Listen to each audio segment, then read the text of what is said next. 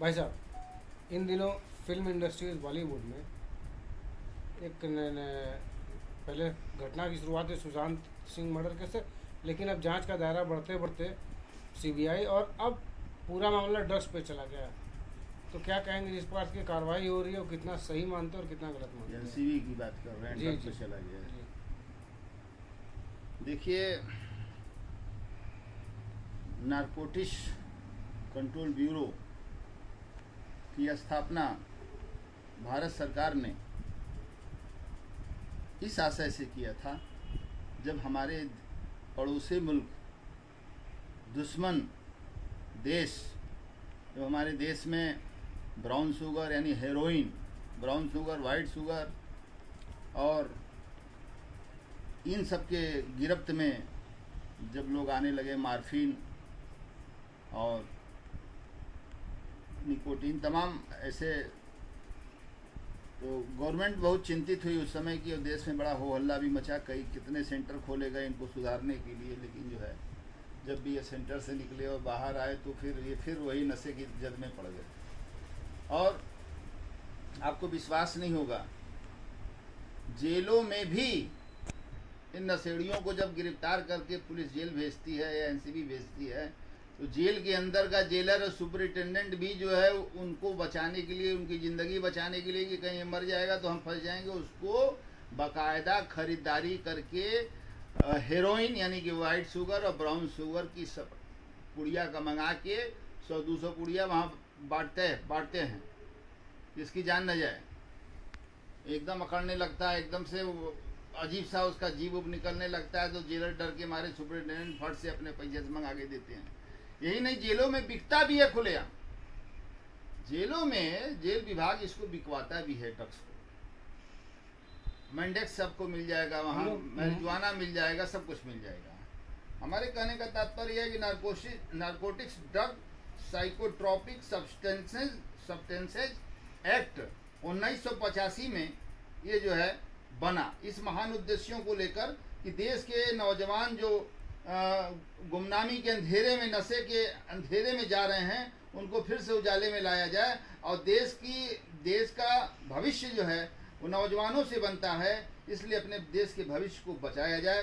16 सितंबर 1985 को तत्कालीन राष्ट्रपति ज्ञानी जैल सिंह ने इसको मंजूरी दे दी। 14 नवंबर 1985 को एनडीपीएस एक्ट जो है अमेंडेड, ये 3 बार इसमें अमेंडमेंट हुआ, 1988, 2001 और 2014 में 3 बार इसमें अमेंडमेंट किया गया। खैर, तो कहने का तात्पर्य है कि सुशांत सिंह का जो प्रकरण है वो सीबीआई ने मान लिया ये आत्महत्या है। अब उसके बाद सीबीआई ने ये माना कि इसमें कुछ ईडी का भी मामला है, ईडी के भी अधिकारियों को उन्होंने आमंत्रित कर दिया कि आप भी देखिए भाई। ईडी वालों ने भी पूछताछ किया, गहन पूछताछ किया। उसके बाद ये इसमें फिर एक आ गया मैरिजुआना। मैरिजुआना यानी गांजा, ये जो लड़की गिरफ्तार हुई है रिया चक्रवर्ती, तो ये हुआ कि मैरिजुआना जो है ये सुशांत सिंह राजपूत को मैरिजुआना ये और इसका भाई दोनों मिलकर उनको मुहैया कराते थे और खुद भी पीते थे, ड्रग लेते थे। ठीक है, अब इसके आधार पर शुरू हुआ एनसीबी की कार्रवाई। नारकोटिक्स कंट्रोल ब्यूरो अगर ठीक रहती, ईमानदार रहती, तो गवर्नमेंट, भारत सरकार ने जिन महान उद्देश्यों को लेकर नारकोटिक्स एक्ट बनाया 1985 में, उसका पालन कराती। या नारकोटिक्स कंट्रोल ब्यूरो और पुलिस और आबकारी विभाग के देख रेख में एक कारोबार होता है। यही कारोबार नहीं होता, देह व्यापार भी होता है। देह व्यापार अधिनियम 1956 में बना और जो है देह व्यापार भी होता है।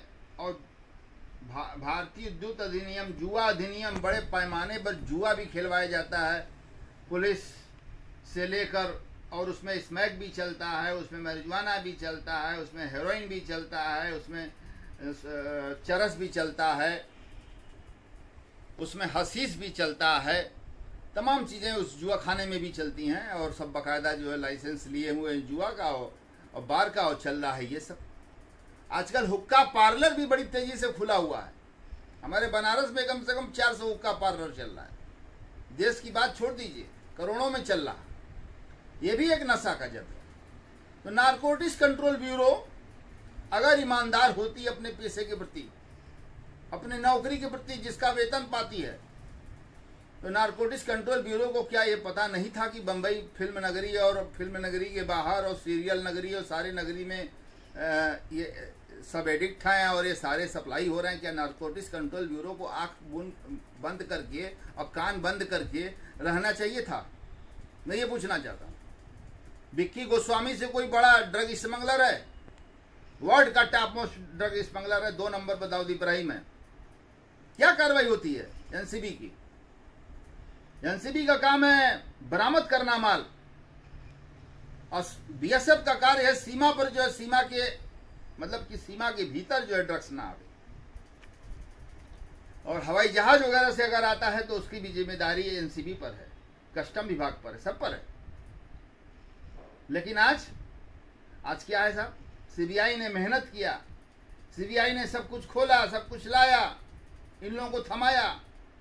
तमाचा है यार, जो बात सीबीआई निकाल ली, आप क्यों नहीं निकाल पा रहे थे? आप तो उसके लिए बनाए गए जिम्मेदार और जवाबदार हैं। 1 ग्राम की भी रिकवरी नहीं हुई अभी तक। एनडीपीएस एक्ट में यह जरूरी है रिकवरी होना। आर्म्स एक्ट में ये जरूरी है रिकवरी होना, चाहे 25 आर्म्स एक्ट हो, चाहे 25/30 आर्म्स एक्ट हो। हथियार का बरामद होना, गोली का बरामद होना, गोला बारूद का बरामद होना जरूरी है। इसी तरह से भारतीय द्वैत जुआ अधिनियम 1867 में भी ये जरूरी है कि एक प्लेइंग कार्ड्स और फड़ पे पैसे और कम से कम 2 जुआड़ी होने चाहिए, इसके लिए भी जरूरी है। तब ये एक्ट में आप जुआ एक्ट में किसी को गिरफ्तार करके भेज सकते हैं। उसी तरह से नारकोटिक्स एक्ट में यह जरूरी है कि रिकवरी जरूरी है। रिकवरी अगर कोई आदमी पीने के उद्देश्य से लिया है तो कमर्शियल क्वांटिटी नहीं होगी, और कमर्शियल क्वांटिटी 300 ग्राम 300 ग्राम से ऊपर पे जो है कमर्शियल क्वांटिटी माना जाता है हेरोइन को लेकर, white sugar, blood sugar, brown sugar और हशीश, ये सब चीजें तमाम लेकर। 1 ग्राम, आधा ग्राम, 0.1 मिलीग्राम भी बरामदगी नहीं है, केवल गिरफ्तारियां हो रही हैं, समन हो रहा है। भाई क्या तमाशा है? 4 साल पहले कोई आपस में बात किया है, 4 साल पहले कोई अगर नशा छोड़ दिया तो उसकी सजा अब आप देंगे। 4 साल पहले अगर 2017 का मामला है और किसी ने अगर किया भी, लिया मैरिजुआना ले लिया, कुछ भी ले लिया, हशीश ले लिया, किसी के कहने पर ले लिया, कैसे लिया जाता हम बता रहे हैं, तो 4 साल बाद आप उसका कॉन्ग्नेंस लेंगे कि आपने 4 साल पहले पिया था। अरे क्या बात है? साबित कहां से हो रहा है? 1.1 मिलीग्राम की भी बरामदगी नहीं है और एनसीबी जो है मुलजिम पर मुलजिम बनाए चली जा रही है, जेल में जेल भेजी चली जा रही है और सबको जो है लाइन से खड़ा कर दे रही है। क्या तमाशा है? आज मजाक हो रहा है। आज बिल्कुल कानून के साथ खिलवाड़ है, मजाक है। और एनसीबी जो है अपने रास्ते से जो है भटक गई है। उसको तो रास्ता दिखाया देश की सीबीआई ने। हर जगह जो है मादक द्रव्य बिक रहे हैं, सब एनसीबी के अधिकारियों और इंस्पेक्टरों के नॉलेज में है। मैं जानता हूं इस चीज को अच्छी तरह से, क्योंकि मेरे पिताजी कस्टम अधिकारी थे और जो है यहाँ मवैया पर जो है मैं रहा हूँ सिंस 1989 से 1991 तक रहा हूँ मैं। उसमें हमारे बगल में एनसीबी के ही इंस्पेक्टर रहा करते थे और डिप्टी डायरेक्टर रहा करते थे और इनकम टैक्स के लोग रहते थे, सबसे हमारा परिचय था। मुझे मालूम कि क्या चल रहा है।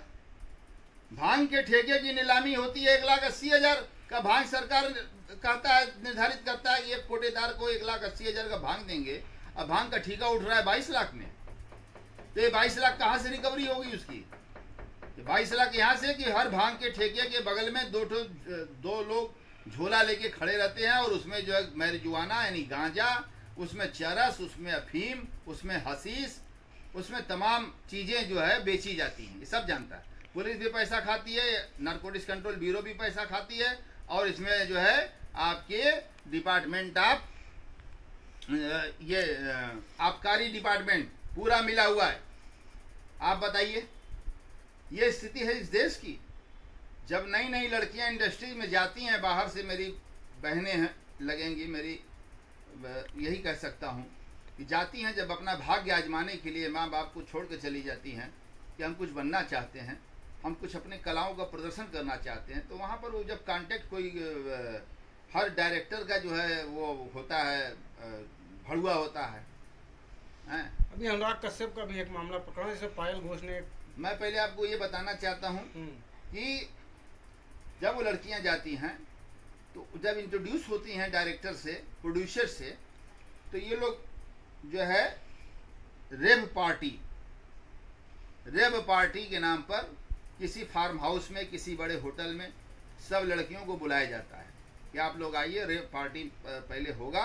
रेव पार्टी में क्या होता है, मादक द्रव्य पीना होता है, शराब चलता है, और उसके बाद जो है ये डांसिंग होता है, बुल डांस होता है, और उसके बाद हचक के जो है जब वो सब नशे की जद में आ जाती हैं, चरस पी के, अफीम गांजा पी के, तो उन सबों को, लड़कियों को भी अंदर ये फीलिंग होने लगता है सेक्स का, और इधर डायरेक्टर साहब, प्रोड्यूसर साहब पहले से तैयार हैं, तो ये ज़बरदस्ती पिलाया जाता है। उनकी मजबूरी होती है कि भाई हम इन्हीं के अंडर में काम करना है, भाई चलिए पार्टी मनाए।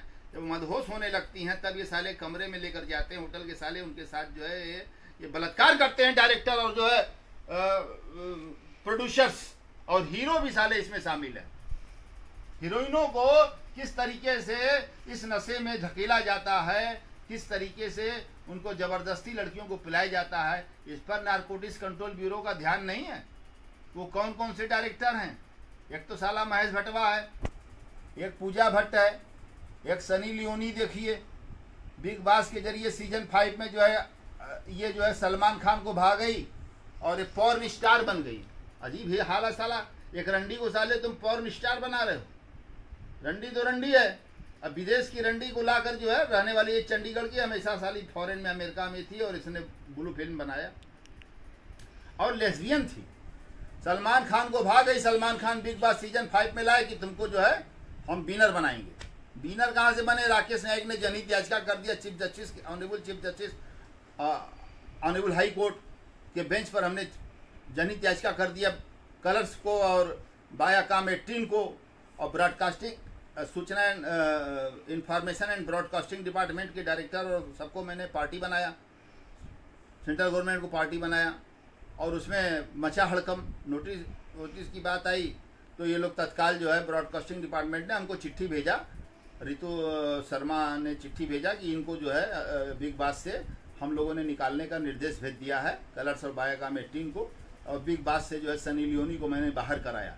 यही नहीं, सनी लियोनी को फिल्मों में न लिया जाए इसके लिए राकेश नायक ने पूरे देश के, पूरे बम्बई के, बॉलीवुड के कोई भी एक्टर बचा नहीं जिसको चिट्ठी नहीं भेजा हूँ।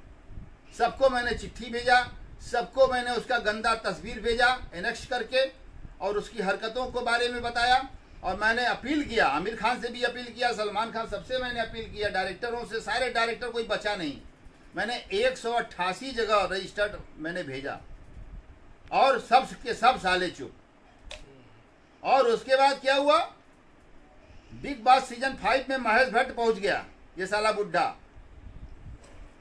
है, हर हीरोइन को अपने जंघे पे ही बैठाएगा, अपने आगे ही बैठाता है साला, कमीना कहीं का। इसका भाई भी साला जो है भट्ट, कौन है, विक्रम भट्ट है कि कौन भट्ट है, ये भी साला बहुत बड़ा हरामी है, अमीषा पटेल की ज़िंदगी खराब कर दिया अपने घर में रख के। तो भट्ट साहब जाते हैं सीजन 5 में, बिग बॉस उनको बुलाते हैं, वो जाते हैं, बाकायदा सनी लियोनी के साथ बैठते हैं, हाँ, झूला पर उनके बैठते हैं, झूलते हैं, और उसके बाद जो है गले लगाते हैं, और उसको कहते हैं जिस्म 2 में मैं आपको बतौर हीरोइन लेने का ऐलान बिग बॉस के घर से कर रहा हूँ। तालियां बज रही है, क्या तमाशा है भैया सलमान खान जी, हाँ, महेश भट्ट जी आपका। अब उसके बाद जिस्म 2 पिक्चर बन गया, मेरे विरोध के बावजूद जिस्म 2 बनाया गया, और जिसमें 2 के बाद जब एकता कपूर बालाजी प्रोडक्शन हाउस की डायरेक्टर एकता कपूर जो जितेंद्र की लड़की है और उनके बस में नहीं, एकता कपूर लेस्बियन है, शादी उसने नहीं किया, और उसका भाई तुषार कपूर भी वो है तुषार कपूर जो है वो लड़कों के साथ जो है वो ये तो लेस्बियन हो गई। हाँ, तो एकता कपूर की नज़र जो है बिग बॉस में जब आई तभी पड़ गया था। बिग बॉस से निकलने का इंतजार कर रही थी, तब तक जिस्म 2 में चली गई। फिर एकता कपूर ने उससे कंसल्ट किया, अपने घर ले आई। अब बोली हम तुमको रागनी MMS2 नामक पिक्चर मैं दे रही हूँ। अब बहुत बड़े बजट का ये पिक्चर होगा, लेकिन हमारी शर्त यह है कि आप हमारे साथ लेस्बियन का हम आप सेक्स किया जाएगा, क्योंकि आप शायद कुछ ज़्यादा आनंद देती हैं, ऐसा मैं देखा आपका सीन। सनी लियोनी से बोलती एकता कपूर, कितनी कमीनी है सोचिए। और एक बालाजी प्रोडक्शन हाउस में जितनी भी लड़कियों का सिलेक्शन किया गया अब तक, जब से बना तब से अब तक, तो अपने हवस का शिकार इसने बनाया। उन्हीं लड़कियों को इसने फाइनल किया अपने सीरियल के लिए जिन लड़कियों ने हाँ कर दिया कि हम आपके साथ लेस्बियन उसमें हम आएंगे। लेकिन वो लड़कियां अनजान, लेकिन ये तो टैलेंटेड थी ना लेस्बियन, पहले तो ये लेस्बियन ही थी ना, सनी लियोनी। अब सनी लियोनी को साहब लेके कमरे में गई और टेस्ट ली, और उसके बाद पास हो गया भाई वो। उसने ज़बरदस्त कही कि हमको बड़ा अच्छा फीलिंग हुआ आज पहली बार लगा कि किसी लड़की के साथ मैं सोई हूँ लेस्बियन। मतलब ये हालत है एकता कपूर का। हम लोग वापस आए अपने सवाल पे ही मैं हूँ, मैं सवाल पे ही हूँ, कहीं आप भागिए नहीं, मैं सवाल पर ही हूँ। मैं आपको बताना चाहता हूँ बॉलीवुड का ये गंदा खेल, ये गंदा खेल बॉलीवुड का गंदा खेल है। और इस तरीके से इनको रेप पार्टी के द्वारा, रेप पार्टी का मतलब है ड्रग्स है, शराब है, और इसमें सिगरेट है, और इसमें जो है हेरोइन है, कोकीन है, ये तमाम चीज़ ड्रग्स है इसमें इन्वॉल्व है। हाँ, दम मारो दम मिट जाए गम, बोलो सुबह शाम हरे कृष्ण हरे राम। क्या तमाशा है। राम को भी बदनाम कर रहे हो ड्रग्स को लेकर, कृष्णा जी को भी हमारे बदनाम कर रहे हो ड्रग्स को लेकर, भोलेनाथ बाबा जी को भी तुम लोग बदनाम कर रहे हो मेरे ड्रग्स को लेकर। मैं पूछना चाहता हूँ नारकोटिक्स कंट्रोल ब्यूरो के भारत सरकार के डायरेक्टर से, ये डायरेक्टर महोदय ये बतावें कुंभ मेला में कितने लाख टन जो है मैरिजुआना गांजा जो है वो साधु संत पीते हैं खुलेआम चीलम लगा के, अब कहते हैं बोल बम। और आपके देख लीजिए अयोध्या में, देख लीजिए जहाँ भी साधु संतों का अखाड़ा है आप देख लीजिए, नागा साधुओं का देख लीजिए, सब मैरिजुआना पीते हैं। आप कैसे पीने देते हैं? नारकोटिक्स कंट्रोल ब्यूरो के डायरेक्टर से मैं पूछ रहा हूँ, आपका डिपार्टमेंट जो है कैसे इनको पीने देता है, कैसे परमिट करता है, कैसे नजरअंदाज कर देता है? भाई खुलेआम इस तरह से चल रहा है। और आप जो है झूठे सब अभिनेत्री बेचारी जो गम की मारी हैं उन्हीं के पीछे पड़ गए आप पीछा पकड़ लिए हैं आप यार। क्या सीबीआई ने आपको मौका दे दिया, आपने पूरा पीछा पकड़ लिया है? बरामद करिए ना, रिकवरी करिए ना यार, आप रिकवरी कराइए। पंजाब मेरा डूब गया नशे की आगोश में, पंजाब का नौजवान नौयुवतियां जो है नशे की आगोश में डूब गई। आज पंजाब का जो है किसान जो है मारा फिर रहा है, क्योंकि उसका नौजवान बेटा जो है एक नहीं दो नहीं तीन नहीं सब जो है ड्रग एडिक्ट हो गए हैं। क्या कर रही है नारकोटिक्स कंट्रोल ब्यूरो? क्यों नहीं पंजाब में जो है बैंड करा दी? क्यों नहीं पंजाब में जो है ये कराया है? हर रोज स्पेशल ट्रेन चलती है बॉम्बे के लिए पंजाब से, और बम्बई जाती है अस्पताल, वो बॉम्बे जो टाटा मेमोरियल हॉस्पिटल है वहाँ से वहाँ जाती है। नशे को छुड़वाने के लिए लाखों सेंटर चल रहे हैं, एनजीओ चल रहा है, कहीं कुछ नहीं। आप कर क्या रहे हैं? आपको सीबीआई बता रही है, तब आपको समझ में आ रहा है नारकोटिक्स कंट्रोल ब्यूरो के अधिकारियों। उसके पहले आप कोई संज्ञान नहीं लिए बॉम्बे पर। बॉलीवुड पर हा? और आप सबका अतीत बुला बुला कर कि आप 4 साल पहले ली थी, पी थी, अरे पी थी, बात खत्म हो गया। अब रिकवरी तो है नहीं। अब का बताइए, कोई रिकवरी तो दिखाइए उनके पास से एनडीपीएस एक्ट के तहत। या आप सबको जो है जेल ही भेजना चाहते हैं तो जेल ही भेज दीजिए। हम आपके खिलाफ बोल रहे हैं, हमको भी जेल भेज दीजिए। आपका मकसद सिर्फ जेल भेजना है और पैसा लूटना है। जितने ड्रग के स्मगलर हैं, आंख मूंद कर आपको बिकवाना है। चलिए बिकवाइए, हम भी देखते हैं। जनहित याचिका सुप्रीम कोर्ट में आर्टिकल 32 के तहत मैं भी कर रहा हूँ और मैं पूछ रहा हूँ सुप्रीम कोर्ट के जरिए जो है मैं पूछता हूँ, सारी बातों को रखता हूँ। तो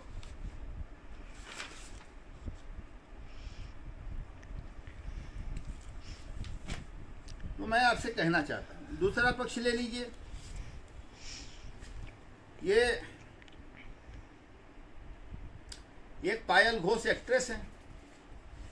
इन्होंने अभी कल बंबई के थाने में जो है एक FIR लिखवाया और अब बड़े ही अफसोस व शर्मिंदगी की बात यह है कि अनुराग कश्यप डायरेक्टर जो पायल घोष को अपने बेडरूम तक ले गया एक बहाने से और उसके बाद उससे कहता है कि मैं बड़ा ही कुल तरीके से लड़कियां जो है मेरी बाहों में आ जाती हैं, अपना मार बहबाई कर रहा था। एवं 200 मतलब उसको बड़ा प्राउड हो रहा था कि 200 से ऊपर लड़कियों के साथ मैं सो चुका हूँ, यौनाचार कर चुका हूँ, कदाचार कर चुका हूँ, व्यभिचार कर चुका हूँ। ये साला जो है अनुराग कश्यप डायरेक्टर, अभी तक गिरफ्तारी नहीं हुई, पूछताछ नहीं हो रही है। क्या चल रहा है भाई? इसको भी मैं देखता हूँ, इसका भी मैं संज्ञान ले लिया हूँ। हमारी संस्था गरीब शोषित असहाय विधिक सहायता संस्थान ने इसका भी संज्ञान लिया है। अनुराग कश्यप ने जो है पायल के साथ जबरदस्ती हवस का शिकार बनाया, एक बार नहीं कई बार बनाया। और डायरेक्टर अनुराग कश्यप की गिरफ्तारी की मांग कंगना रनौत ने पायल घोष के साथ हुए बलात्कार के परिप्रेक्ष्य में अनुराग कश्यप की गिरफ्तारी की मांग किया है। अब बताइए, कंगना रनौत एक बेचारी लड़की लड़ रही है, अकेला जीव, अब पूरा जो है महाराष्ट्र के लोग जो है लगे हुए हैं, सरकार रहे लगी हुई हैं, सारी चीज़ें हैं। वो तो माननीय अमित शाह जी को मैं तहे दिल से शुक्रिया एवं उनका खैर मकदम करता हूँ कि उन्होंने एक अभिनेत्री की हत्या होने से बचा लिया जिसका नाम कंगना रनौत है। और मैंने भी घोषणा किया था कि कंगना रनौत तुम लड़ो, हम तुम्हारे साथ हैं। और मैं सलाह देता हूं कि ये अनुराग कश्यप को कि गैंग ऑफ वासेपुर की जगह गैंग ऑफ बॉलीवुड बनाइए। आप गैंग्स ऑफ बॉलीवुड बनाइए और वो दिखाइए बाप। साले तुम लोग डायरेक्टर प्रोड्यूसर, साले लड़कियों को साले मरिजुआना, साले हीरोइन, साले जो है चरस कसीस, साले उनको जो है उनके जो है मन में उनके दिमाग में साले जो है सेक्स के प्रति जो है वो करते हो, इरिटेट करते हो साले, और उसका हवस बनाते हो। और साले हराम जादो, साले मादर चोदों, साले जो है 2-3 साल उन सबों के साथ हवस करने के बाद साले जो है अपने हवस की पूर्ति करने के बाद दूसरी लवंडिया, तीसरी लवंडिया, चौथी लवंडिया, पहली बीवी, दूसरी बीवी, सब मतलब चल रहा है। काल की कोचलिन के साथ इसने फिर शादी किया। और जो है अनुराग कश्यप ने ये पहली पत्नी इनकी आरती बजाज है, इनके पक्ष में उतर गई। क्यों उतर रही है भाई? आपकी जब विपक्ष में थी तभी तो डिवोर्स हुआ। अब काल की भी उतर गई। ये क्या तमाशा है? बड़े अच्छे हैं तो बड़े अच्छे हैं तो क्यों आप क्यों तो फिर डिवोर्स पर दस्तखत करने क्यों गई अनुराग कश्यप के खिलाफ? दोनों पत्नियों से मेरा ये सवाल है। इतने अच्छे हैं ये, आप इनके साथ दिन रात रहती हैं, सब देख रही थी, बड़े अच्छे हैं, तो इतने अच्छे थे तो आपने छोड़ा क्यों? सपना भागनानी है, बिग बॉस सीजन 6 की कंटेस्टेंट रही हैं, इनके साथ भी कुछ ऐसा ही हुआ। अब मैं आपको बताना चाहता हूँ कि सनी लियोनी के सेक्स बाजार कितना टाइट हुआ बॉलीवुड में। प्रोड्यूसर और डायरेक्टर्स एंड असिस्टेंट डायरेक्टर्स और साले कैमरामैन तक भी वही में घुसे रहे और मेकअप मैन भी घुस गया उसी में। क्या करना है भाई, उसको क्या करना है, वो तो एक नंबर की साली वर्ल्ड लेवल की रंडी है। ये देखिए एक पिक्चर आया रईस के साथ, लैला मैं लैला, शाहरुख खान के साथ आया 21 सितंबर 2020 को, लैला मैं लैला। दूसरा पिक्चर आया इनका, मैं पहला पिक्चर का नाम बता दूं, पहला पिक्चर इनका आया महेश भट्ट ने जिस्म 2 बनाया, और दूसरा जो है इसकी डायरेक्टर जिस्म 2 की पूजा भट्ट थी, और रणदीप हुड्डा जो है ये भी डायरेक्टर था, और प्रोड्यूसर्ड बाई डीनो मोरिया, तो और रिटेन बाई महेश भट्ट। ये लोग ने पिक्चर मिला दिया, यानी कि कीचड़ की मछली को, गंदी मछली को लाके जो है इन्होंने बॉलीवुड में डाल दिया, और गंदा बनाने के लिए, पहले से गंदा ही था ही, और गंदा बनाने के लिए इन्होंने ऐसा कर दिया। दूसरा जो है एकता कपूर ने रागनी MMS 2 बनाया, सनी लियोनी को प्रमोट किया गया। इतनी चिट्ठियां भेजने के बाद भी ये बॉलीवुड के लोग इतने जो है बदमाश किस्म के हैं कि मतलब क्या बताऊं मैं। फिर शाहरुख खान को भी नहीं रहा गया, अब पिक्चरवे के बहाने ही लोग होटल बुक होता है, अगल बगल कमरा रहता है हीरो हीरोइन का, धक से हीरोइन घुस जाती है, खाना खाती है, दारू पीती सो जाती है, फिर सवेरे टाइट होके निकल गए शाहरुख खान साले। तेरा इंतजार अरबाज खान, फिर भूमि संजय दत्त के साथ, Dongri ka Raja director Hadi Ali Abrar, One Night Stand, और एक है मैस्टीज एड तुषार कपूर के साथ, रितेश देशमुख भी इसमें हैं, और डायरेक्टर हैं मिलन जावेरी। एक पहेली लीला टी सीरीज वालों ने बनाया, प्रोड्यूसर टी सीरीज था, भूषण कुमार गुलशन कुमार के लड़के ने बनाया था, और कृष्ण कुमार उनके भाई, और अहमद खान और सायरा खान, और रागनी MMS 2 का मैंने बता ही दिया आपको, produced by Balaji Motion Pictures and ALT Entertainment, और प्रोड्यूसर सोहराब कपूर एकता कपूर। यह एक विश्वव्यापी रंडी को सनी लियोनी को लाकर यहाँ परोसा गया ज़बरदस्ती, और हमारे देश के नौजवान जो है वो एकदम से जो है परेशान इसका पिक्चर देख देख के। तो बॉलीवुड का बड़ा काला चेहरा है, बड़ा काला चेहरा है कि आप ये देखिए कि इसको जो है प्रमोट किया जा रहा है, जिस रंडी का साली का हर साइट पर जो है खुल जाएगा, गूगल से लेके यूट्यूब से लेके सारे तमाम हजारों साइट हैं इसके जो खुलेंगे। और अब मैं लास्ट बताना चाहता हूँ दाऊद इब्राहिम का खेल, ये दाऊद इब्राहिम कैसे खेलता है। उन 2013 में बम्बई के MLA बाबा सिद्दीकी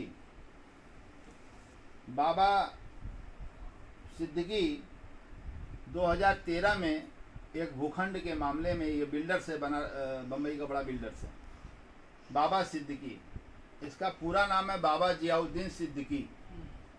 ये 2013 में दाऊद इब्राहिम ने इसको एक मामले में जो है हट जाने को कहा था, इस साला हट भी गया, अब फिर उनका खास बन गया, बहुत खास बन गया, पैसा दाऊद इब्राहिम का लगाने लगा बिल्डर्स के कार्य में। और कांग्रेस पार्टी का ही विधायक, और कांग्रेस पार्टी का विधायक ये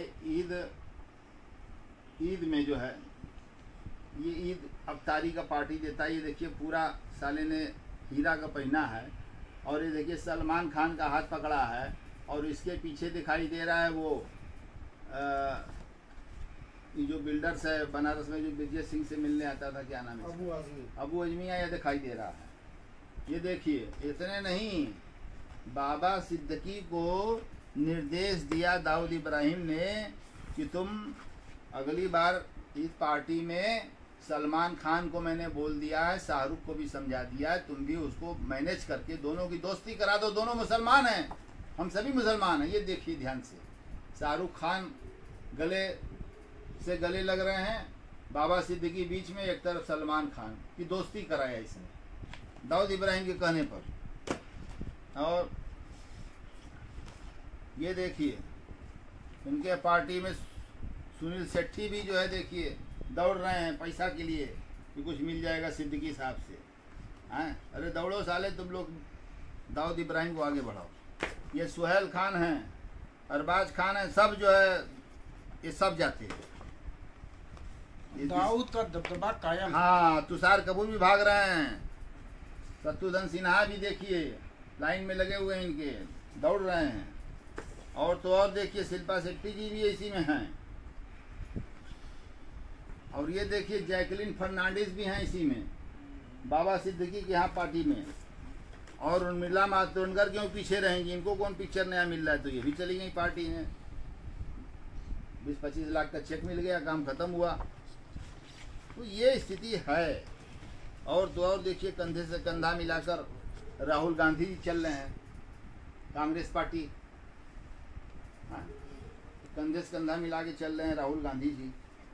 उसके बाद ये चुनाव हार गया बाबा सिद्दीकी। ये है ये बाबा सिद्दीकी साले का, इसका पहले फोटो, ये दाऊद इब्राहिम का खास है, इसका पहले पूरा फोटो खा। चलो, और मैं अपनी वाणी को विराम देने से पहले मैं महात्मा गांधी अमर रहे, पंडित दीनदयाल उपाध्याय अमर रहे, लौह पुरुष सरदार वल्लभ भाई पटेल अमर रहे, लाल बहादुर शास्त्री जी अमर रहें, डॉक्टर राजेंद्र प्रसाद अमर रहें, रविन्द्रनाथ टैगोर जी अमर रहें, अशफाक उल्ला खां साहब अमर रहें, अबू कलाम आज़ाद जी अमर रहें, अब्दुल कलाम पूर्व राष्ट्रपति जी अमर रहें, और देश की आन बान शान के लिए सरहद पर शहीद होने वाले जवान अमर रहें। और मैं यही कहना चाहता हूँ अपने जवानों के लिए, शहीदों की मज़ारों पर लगेंगे हर बरस मेले, वतन के मरने वालों का यही बाकी निशान होगा। और माननीय हमारे देश के माननीय लोकप्रिय प्रधानमंत्री माननीय नरेंद्र मोदी जी जिंदाबाद, अमित शाह जी जिंदाबाद। मैंने उनके लिए तमाम मंदिरों पर, माँ विंध्यवासिनी पर, बाबा विश्वनाथ पर, काल भैरव बाबा पर मैंने उनके स्वास्थ्य लाभ के लिए जो है मैंने मन्नत मांगी थी। तो बेचारे ठीक होकर घर पर आ गए और बहुत ही अच्छा कार्य कर रहे हैं, क्लीन बॉलीवुड कर रहे हैं, गंदगी जो है वो साफ़ कर रहे हैं, वहाँ सड़ान आ रही है। उसके लिए अमित शाह जी को तहे दिल से शुक्रिया और तहे दिल से खैर मकदम करता हूँ। और अमित शाह जी जिंदाबाद। और अपने लोकप्रिय मुख्यमंत्री माननीय योगी आदित्यनाथ जी जो बहुत ही कर्मठ हैं, गोरखपुर के मैं भी रहने वाला हूँ, गोरखनाथ क्षेत्र का ही रहने वाला हूँ। मंदिर में बचपन से जाता था, जब मैं हम लोगों की गर्मी की छुट्टी होती थी माँ बाप ले जाते थे, ददिहाल ननिहाल सब वहीं हैं। तो हम लोगों ने नज़दीक से देखा है योगी जी को के कार्यों को। तो योगी आदित्यनाथ जी जिंदाबाद। और पुलिस का इकबाल बुलंद रहे, और पुलिस का इकबाल बुलंद रहे। और उनके लिए भी मैं, जो पुलिस के जवान शहीद हुए हैं उनके लिए भी जिंदाबाद, बीएसएफ के जवान शहीद जिंदाबाद, सीआरपीएफ के जवान भी शहीद हुए हैं उनके लिए भी अमर रहें। और बीएसएफ के भी जवान जो शहीद हुए हैं अमर रहें, और पुलिस के जवान जो शहीद हुए हैं वो अमर रहें। और पुलिस का इकबाल बुलंद हो, आईपीएस आईएएस का इकबाल बुलंद हो। और देश में जिस तरीके से जो है एक नई क्रांति की शुरुआत है, और देश में जो अस्थिरता चल रही है कोविड-19 को लेकर, उसके लिए भी हम लोग बहुत चिंतित हैं। प्रधानमंत्री जी बहुत चिंतित हैं। शायद दाढ़ी भी उन्होंने छोड़ दिया है, शायद मन्नत उन्होंने केदारनाथ बद्रीनाथ के लिए मान दिया है, ऐसा लगता है। और बड़े ही कर्मठ जुझारू व्यक्तित्व के धनी हैं योगी आदित्यनाथ जी। और योगी और हमारे यहाँ के लोकसभा के सदस्य, लोकसभा संसद सदस्य नरेंद्र मोदी जी, ये भी बहुत कर्मठ जुझारू व्यक्तित्व के हैं। प्रेरणा मिलती है नरेंद्र मोदी जी से भी। अमित शाह जी भी बहुत कर्मठ हैं, प्रेरणा मिलती है। मैं इनकी भी जय जयकार करता हूँ। और जो है मैं कहना चाहता हूँ, न्यायपालिका जिंदाबाद, भारत का संविधान जिंदाबाद, भारत माता की जय हो। न्यायपालिका के chief justice of India justice board honourable justice Bobde जिंदाबाद। और सत्यमेव जयते, इस सवाल को उठाने के लिए आप सभी को बहुत बहुत धन्यवाद, तहे दिल से शुक्रिया, तहे दिल से खैर मकदम करता हूँ। आपके दुआओं का, जनता के, देश की जनता की दुआओं का तलबगार, देश की जनता का ही सेवक राकेश न्यायिक पर हमारे देश की जनता जनार्दन आशीर्वाद दे और दुआओं में शामिल रखे, यही आराधना है। बहुत बहुत धन्यवाद।